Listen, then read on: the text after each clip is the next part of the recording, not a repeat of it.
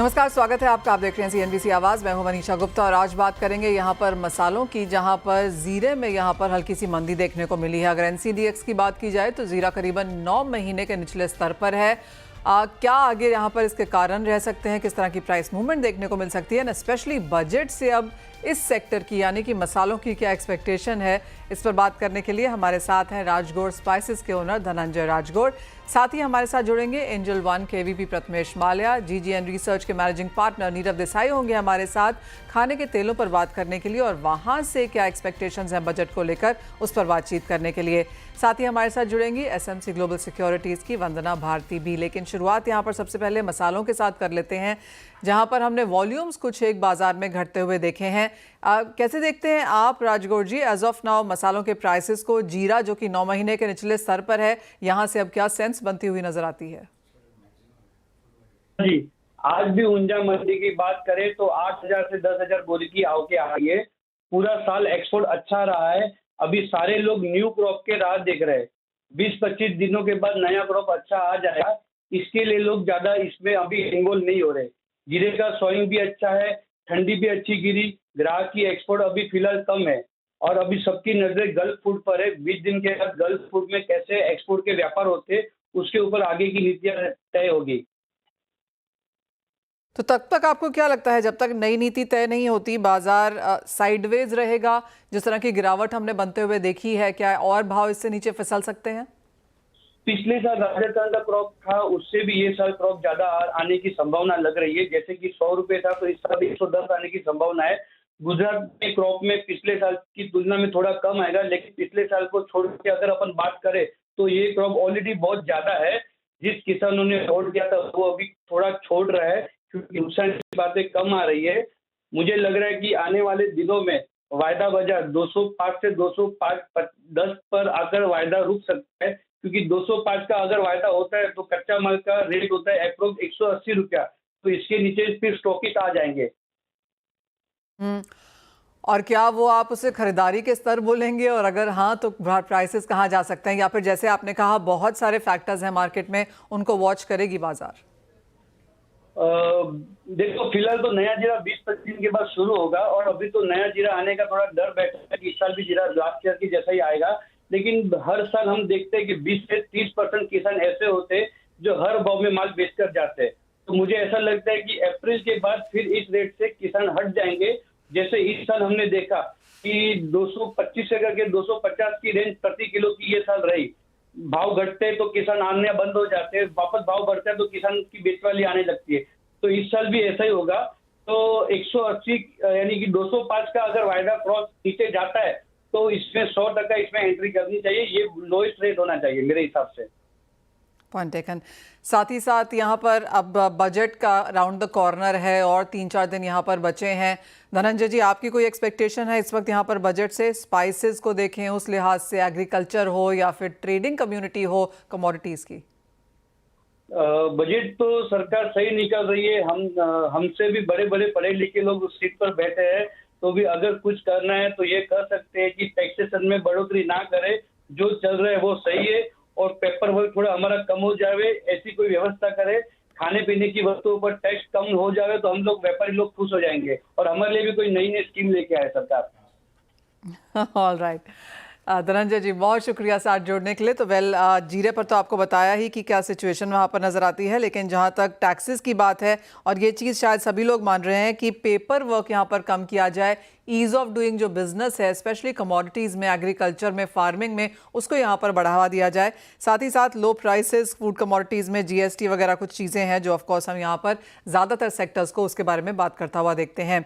Well, ये तो बात हुई मसालों की, जीरे की, लेकिन खाने के तेलों के प्राइसेस में बहुत ज़ोरदार वॉलेटाइल मूव्स हैं।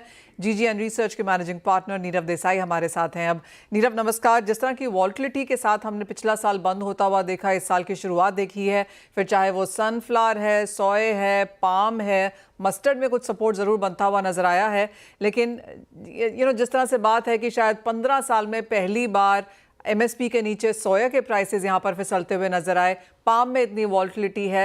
As an edible oil sector कैसे देखते हैं आप ये मार्केट 2025 के लिहाज से? नहीं, डेफिनेट है। जैसे आपने कहा, बहुत ही यूनिक ईयर है। 15 इयर्स के इतिहास में ऐसा नहीं हुआ कि MSP के नीचे सोयाबीन बिका हो। अभी मैंने आपको एक रिपोर्ट दी थी जिसमें कि इस महीने नियरली 3.25 लाख टन ही पाम प्रोडक्ट हम इंपोर्ट करेंगे, जो कि नियरली 11 साल के निचले स्तर का मंथली इंपोर्ट ऑफ पाम रहेगा। तो बहुत ही डिफरेंट है मार्केट का सिनेरियो। पाम जो कि एक रीजनेबली लोअर एंड ऑयल रहता था, sunflower used to be the most premium, then soya and then palm. अभी उल्टा है कि palm is the most premium oil, और इसने काफी इसकी कोर डिमांड भी ब्रेक करी है। हम ऐसा मानते थे कि 5 लाख टन से नीचे का इंपोर्ट तो मंथली इसका जा ही नहीं सकता, इसकी कोर डिमांड है। बट आई थिंक इसने जो $80-100 का प्रीमियम बना लिया, इसने इसके इवन कोर डिमांड को भी चैलेंज किया है। साथ ही में अगर हम बात करें तो अर्जेंटीना में एक बहुत बड़ा मूव फ्राइडे को आया है, जिसमें कि गवर्नमेंट ने unexpectedly export duty on soybean, soya oil and soya meal घटाई है। सोयाबीन पे 7% and soya oil and soya meal पे 6.5%, फ्रॉम 31 to 24.5%। तो ये भी एक बहुत इंटरेस्टिंग रहेगा आगे जाके देखने के लिए, क्योंकि जब जब हमने पहले भी देखा कि पेसो स्कीम आई थी अर्जेंटीना में, तो 1 से 1.5 महीने के लिए अच्छी सेलिंग वहां पे रहती थी। और एक्सपोर्ट मार्केट में फिर अर्जेंटीना ऑयल हो या मील हो, किसी भी अदर कॉम्पिटिटर को बहुत मूव नहीं करने देता था। तो ऑयल में भी सोया ऑयल मुझे ऐसा लगता है कि कॉम्पिटिटिव बना रहेगा। साथ ही में अगर इंडियन सोयाबीन्स की हम बात करें, तो हमारे मील के एक्सपोर्ट मार्केट को अर्जेंटीना बहुत अच्छी तगड़ी कंपटीशन देगा, और इसके कारण बीन्स में भी बहुत ज्यादा ऑप्टिमिज्म नहीं लग रहा है। आज अगर हम बीन्स की प्राइस देखें तो 4300 4350 के आसपास आज भी प्लांटेबिलिटीज हैं, जबकि ऑफ सीजन नियर आना चालू हो गया, मतलब सीजन टाइम पूरा हो गया। सो ओवरऑल ये एक बड़ा डिफिकल्ट ईयर मैं बोलूंगा, या बहुत वॉलेटाइल ईयर रहा है। पाम लुक्स के नियर बाय में पाम अभी भी थोड़ा वेल सपोर्टेड रहेगा। मलेशिया के एंड स्टॉक्स जो भी 17 लाख है, ये 16-16.5 तक जा सकते हैं। मार्च तक थोड़ा मलेशिया स्टॉक रिडक्शन पे रहेगा। इंडोनेशिया में लॉन्ग टर्म B40 का रीजन जो है वो एक सपोर्टिव ट्रेंड रहेगा। सिर्फ हाल फिलहाल में इंडोनेशिया में कोई बहुत अच्छा यूजेज नहीं हो रहा है, और ब्लेंडर्स ऑप्ट कर रहे हैं, पिनलाइजेशन को ऑप्ट कर रहे हैं, इसलिए थोड़ा डिमांड कम है, इसलिए थोड़ा पाम का प्रीमियम घटा है। सो जो महंगा तेल है वो और महंगा होने की कोशिश तरफ ही रह रहा है, और जो सस्ता तेल ऑलरेडी है उसमें कहीं ना कहीं और कॉस्ट एडवांटेज आया है। तो बहुत इंटरेस्टिंग टाइम है लगता ये है देखने का। पाम आपको लगता है कि यार लेकिन अब एक रेंज में आएगा नीरव, कोई रेंज देख रहे हैं आप अब पाम ऑयल प्राइसेस में? डेफिनेट है कि मार्केट ओवरऑल एक रेंज में आ गया है, क्योंकि जैसे हमने देखा कि इंडिया ने कोर डिमांड से भी नीचे गए, तो कहीं ना कहीं डिमांड डिस्ट्रक्शन इसमें हो रहा है। और ओवरऑल अगर हम सारे पैरामीटर्स को देख रहे हैं, तो एक कंसोलिडेशन होके एक रेंज बन गई है। आज 1150-1160 डॉलर के ऊपर में स्पॉट पाम ऑयल बहुत बढ़ नहीं पा रहा है। सामने अगर हम बीन ऑयल की बात करें कि जो नियर बाय का 1080-1100 डॉलर के आसपास है, वो भी कोई 1050-60 के नीचे नहीं जा पा रहा है नियर बाय का। फॉरवर्ड का भी ऑयल जो पहले 1000 के नीचे गया था, वो $1000 के आसपास में सपोर्ट ले रहा है। तो एक रेंज बन गई है, नीचे में सोया oil 1020 dollars on forward months, and palm near by में प्रीमियम में भी 1150-1160। तो एक ये रेंज में ही मार्केट चल रहा है। मेरे डायरेक्टर अभी यहाँ पर सोया ऑयल के प्राइसेस दिखा रहे थे जो कि सस्पेंशन में हैं, और वो शायद एक हिंट है, क्या ये वापस आने वाले हैं एट ऑल? आपने किस तरह की कॉन्वर्सेशंस आप लोगों की हैं? आपको लगता है कि वो 31 जनवरी की डेट जब खत्म हो जाएगी, क्या 1 फरवरी से हम ये सारी कमोडिटीज वापस डेरिवेटिव्स में आता हुआ देखेंगे? देखिए, कहना डिफिकल्ट है, बहुत क्लियर ये गवर्नमेंट का कॉल रहेगा, बट अगर एज एन इंडस्ट्री हम बात करें, तो ये बहुत ज्यादा एसेंशियल है कि ये फ्यूचर्स हमारे यहाँ रहे। बहुत इंपॉर्टेंट है रिस्क मैनेजमेंट के लिए। आज की तारीख में हम करीब 90 लाख टन पाम इंपोर्ट करते हैं, करीब 35 लाख टन से 40 lakh ton soya oil import करते हैं, करीब 30 से 35 lakh ton sunflower oil import करते हैं। हमारे पास कोई हेजिंग मैकेनिज्म ही नहीं है जो इंपोर्टर है। कितनी बड़ी रिस्क है। आज फ्यूचर्स ऑफ करेंसी में अगर आदमी कर रहा है, या फॉरवर्ड में बैंक में करेंसी कर रहा है, बैंक आपसे लिखित में मांगता है कि आप आपका फॉरेक्स एक्सपोजर कवर कर रहे हैं। कोई भी गवर्नमेंट की बॉडी ये नहीं समझ रही है कि फ्यूचर्स या आज करंट कमोडिटी रिस्क कहीं कवर हो रहा है कि नहीं। उल्टा है, हम बाहर बड़ी कंपनियां डॉलर भेज के BMD या शिकागो में हेज कर रहे हैं। सो ये आना बहुत जरूरी है, और ये इकोसिस्टम वापस से डेवलप करना बहुत ज्यादा एसेंशियल है। साथ ही में बजट से ये एक्सपेक्टेशन इंडस्ट्री का है कि CPO या crude oil and refined oils का डिफरेंशियल भी थोड़ा बढ़ाना चाहिए, ताकि एटलीस्ट डोमेस्टिक रिफाइनिंग इंडस्ट्री जो परेशानी में है वो थोड़ी सी बेटर सिचुएशन में है। एब्सोल्युटली। एक फाइनल सवाल यहाँ पर हम एक चीज़ जो बजट में हमेशा कवर होती है वो सेल्फ सफिशिएंसी, आत्मनिर्भरता की बात होती है। आपको लगता है कि वो मुद्दा फिर उठेगा इस बजट में? 100% उठेगा, क्योंकि मैंने आपको जैसे बोला इतना बड़ा इंपोर्ट का नंबर है, इतना बड़ा आउटफ्लो है, ऑलरेडी हम देख रहे हैं कि हमारा फॉरेक्स रिजर्व भी रिड्यूस हो रहा है। तो ये एक बहुत इंपॉर्टेंट फैक्टर रहेगा। इंडिया की डिमांड ग्रो ही करती रहेगी क्योंकि हमारी इतनी अच्छी पॉपुलेशन है और हमारा कहीं ना कहीं पर कैपिटा कंजम्पशन में अभी भी पोटेंशियल है बढ़ने का। तो इंडिया को सेल्फ सफिशिएंसी चारों पांचों तरफ वर्क करना पड़ेगी। जैसे कि हम मस्टर्ड में अकेले नहीं कर सकते या पाम में अकेले नहीं कर सकते, सारे oil and oil seed production पे हमको फोकस रखना पड़ेगा ताकि हमारी निर्भरता इंपोर्ट पे रिड्यूस हो।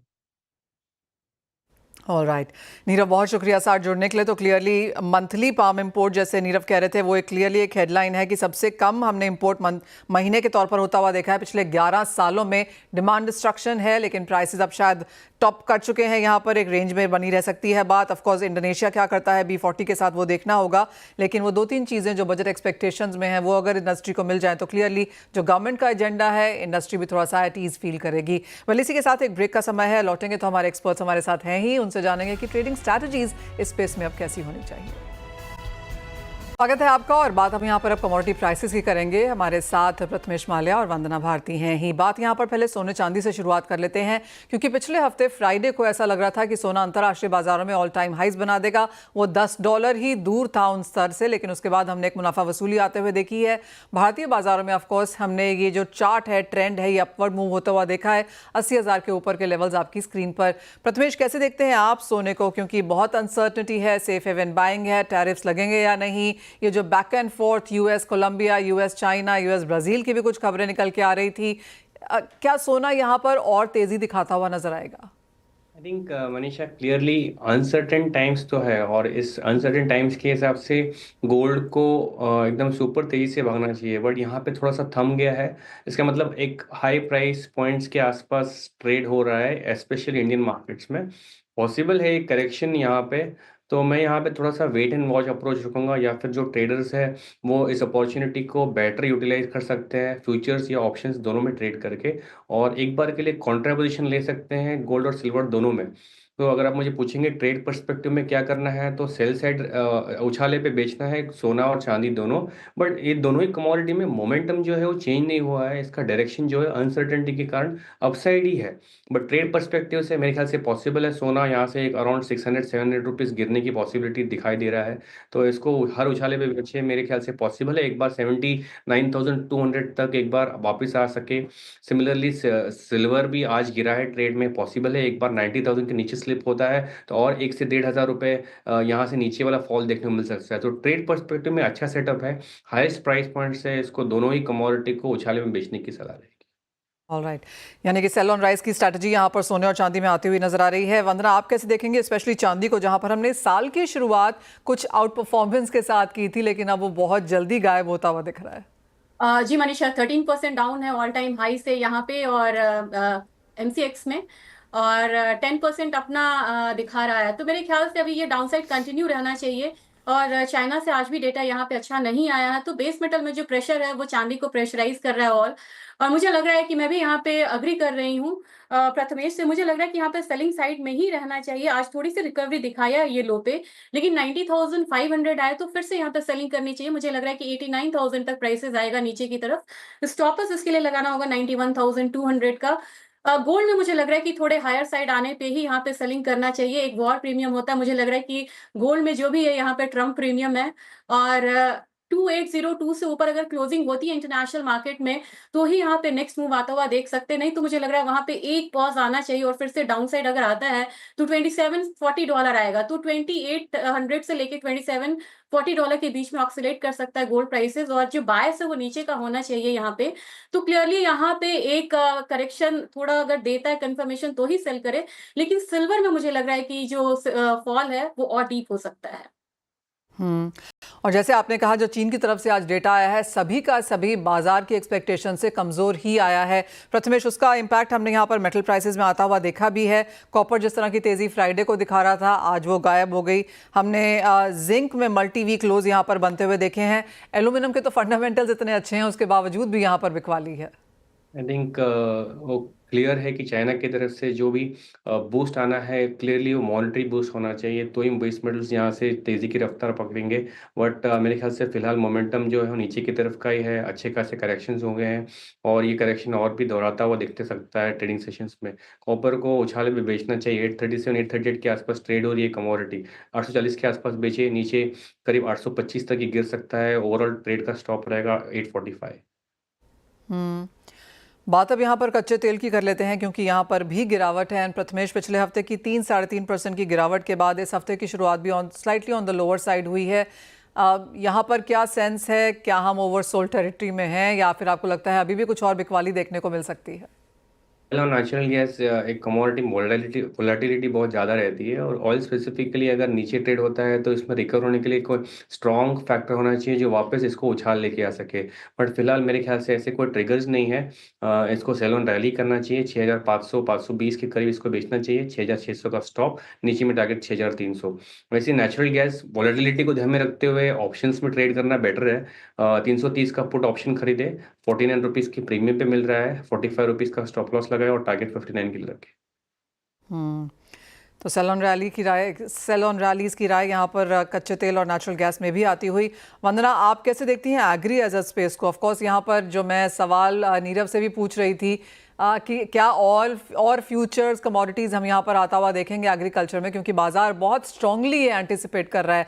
अगर आता है तो कैसा होगा, और अगर नहीं आती हैं तो इसका मायने फिर एग्रीकल्चर डेरिवेटिव्स के लिए क्या होंगे? जी मनीषा, मुझे लग रहा है कि यहाँ पे आना चाहिए, क्योंकि अगर सेल्फ सफिशिएंट की बात आप कर रही थी कि वो फिर से एक बारी होगा। जब तक हम सेफगार्ड नहीं करेंगे यहाँ पे किसानों को और ट्रेडर्स को, तब तक यहाँ पे ये 100% तो यहाँ पे अचीव नहीं हो सकता है, और इस टूल के बिना नहीं होगा। अब जैसे देखिए, बीएमडी पे काफी अग्रेसिवली सीपीओ ट्रेड होता है। अब जकार्ता इसको काफी सीरियसली ले रहा है, क्योंकि पाम ऑयल उनके यहाँ ज्यादा होता है और यहाँ पे हावी हो रहा है बीएमडी। तो मेरे ख्याल से सेम यहाँ पे इंडिया में भी होना चाहिए। और दूसरी बात यह है कि जो गवर्नमेंट रूल्स होते हैं या जो पॉलिसीज होती है, उसका ज्यादा इम्पैक्ट आता है। अर्जेंटीना ने 1% एक्सपोर्ट टैक्स को यहाँ पे कम किया है, तो यूएस के कॉर्न फ्यूचर्स में भी गिरावट आई है। तो मेरे ख्याल से फ्यूचर से ज्यादा ये गवर्नमेंट पॉलिसीज है जो प्राइसेस पे इम्पैक्ट डाल रहा है, और यहाँ से एक्सपोर्ट को बढ़ाना चाहिए। फॉरेक्स के लिए हमारी मार्केट तैयार बैठी है। अगर किसानों को अच्छा मिलेगा यहाँ पे मुनाफा, तो डेफिनेटली वो अपने आप इजाफा करेंगे, और वो तैयार है कैश क्रॉप पे जाने के लिए, क्योंकि वीट और राइसेस से उन्हें बहुत ज्यादा फायदा नहीं हो रहा है। तो कैश क्रॉप की तैयारी करने के लिए उन्हें एक्सपोर्ट को खोलना होगा और मार्केट को ओपन करना होगा, और ये प्लेटफॉर्म उन्हें प्रोवाइड करनी होगी। क्योंकि मैंने ब्लॉक लेवल पे बात की है। ब्लॉक लेवल पे जो एनसीडीएक्स का जो टिकर चलता था वो मिसिंग है अब। तो कहते हैं कि हमें एपीएमसी में जो भी प्राइसेस होता है हमें उस पर बेचना पड़ता है, हमारी मजबूरी है, वो हमें जो दिखाते हैं हमें बेचना पड़ता है। तो ट्रांसपेरेंसी मिसिंग है यहाँ पे। और कई सोयाबीन किसानों से मैंने डायरेक्ट बात की है, वो इसे बहुत, इंडस्ट्री के साथ साथ वो भी चाह रहे हैं कि ये वापस आए, और बोल रहे हैं कि इंडस्ट्रियल सेलिंग हमें अब नहीं करनी है। वेल एब्सोल्युटली, एक रेफरेंस प्राइस के तौर पर हमारे पास इंडियन मार्केट्स में कुछ भी नहीं है। हम ग्लोबल मार्केट्स को देख रहे हैं और इंडियन हेजर्स के पास यहाँ पर कोई मैकेनिज्म भी नहीं है। प्रथमेश, अगर आपको यहाँ पर वित्त मंत्री से बजट के लिए कुछ मांगना होता तो क्या होता? गोल्ड, सिल्वर, क्रूड और नेचुरल गैस, ये 4 कमोडिटी है जिस पे मैक्सिमम इंटरेस्ट है एज एन एक्सचेंज। तो अगर यहाँ पे अगर फोकस चाहिए तो गोल्ड और सिल्वर में अगर ड्यूटी और कम कराई दी जाए तो मेरे ख्याल से वेल एंड गुड है। दोनों ही कमोडिटी के प्राइस पॉइंट्स हायर है, और अगर ड्यूटी कम हो जाती है तो इन कमोडिटी में अकॉर्डिंगली रिएक्शन मिल जाता है। तो जिन लोगों ने रैली मिस करी है तो उनको अपॉर्चुनिटी मिल जाएगी इस फॉल को जो है कैपिटलाइज करे, और इम्पोर्ट ड्यूटी और कम हो जाए तो बेटर। ये एक्सपेक्टेशन है, बट वैसे होता है या नहीं, that is a secondary. Well absolutely, अगर आपको सोना चांदी खरीदना है, अगर ड्यूटी और कम होती है तो आगे जाके कमजोर होगा। तो क्लियरली कंफ्यूजन वाली स्थिति है कि क्या होगा, और आगे इमीडिएटली ड्यूटी इंपैक्ट आता है या नहीं आता है। इन एनी केस 1 फेब को वो टैरिफ्स भी लगने वाले हैं, कनाडा, मेक्सिको। तो काफ़ी इंपॉर्टेंट तरीके से ये हफ्ता शायद यहाँ पर बंद होगा। लेकिन इसी के साथ वंदना, आपको कोई लगता है एग्रीकल्चर स्पेस में कोई ट्रेडिंग स्ट्रैटेजीज यहाँ ढूंढी जा सकती हैं? है यहाँ पे कि कोरिएंडर में एक फॉल डीप हो सकता है यहाँ पे, तो प्राइसेस में वहां पे एक सेल कॉल लेना चाहिए। 82 85 के करीब यहाँ पे सेलिंग रिकमेंडेशन रहेगी। 81.95 का टारगेट होगा। स्टॉप लॉस यहाँ पे 8300 का लगा के चलना होगा। दूसरी कमोडिटी यहाँ पे कैस्टर है। कैस्टर बहुत रेंज मेंटेन कर रहा है, मुझे लग रहा है एक अपसाइड आ सकता है, तो 64.25 के करीब बाइंग रिकमेंडेशन रहेगी। टारगेट होगा 64.85 का, स्टॉप लॉस होगा 64.05 का। तो एक में सेल कॉल है और एक में बाय कॉल बना के चलना चाहिए एग्री में। ऑलराइट, साथ ही साथ रुपए में अब आपको क्या लगता है प्रथमेश, क्योंकि वो भारी जो डिप्रिसिएशन था उसके बाद एक पॉज लगता हुआ नजर जरूर आया है, लेकिन जिस तरह से करेंसी मार्केट्स हैं एक फर्दर स्लाइड बाजार एक्सपेक्ट कर ही रहा है, लेकिन एक नियर टर्म के लिहाज से कैसे देखेंगे रुपए को? I think depreciation bias given है. I think we are highest importers of all the commodities, whether it is edible oil, whether it is gold and silver. So depreciation वाला bias तो continue रहेगा, but कितने pace से गिरता है, that is the question. So अगर आप मुझे पूछेंगे next possible 1 month के लिए ये around 40-45 पैसे के range में ये move होगा. अगर आप trading opportunities ढूंढ रहे हैं तो यहाँ next to impossible है, और जो actual real hedgers है उनके लिए bias तो depreciating है. So accordingly वो अपना positions को hedge कर सकते हैं या फिर open रख सकते हैं. Fair point that. Prathamesh, Vandana, बहुत शुक्रिया साथ जुड़ने के लिए, एंड एज ऑलवेज वो इतनी अच्छी कॉन्वर्सेशन के लिए जहां पर हमने कमोडिटीज, बजट और ऑफ कोर्स रुपए की बात भी करी है। वेल, इसी के साथ इस कार्यक्रम में इतना ही समय है, हम लौटेंगे तो लेकर आएंगे आवाज समाचार।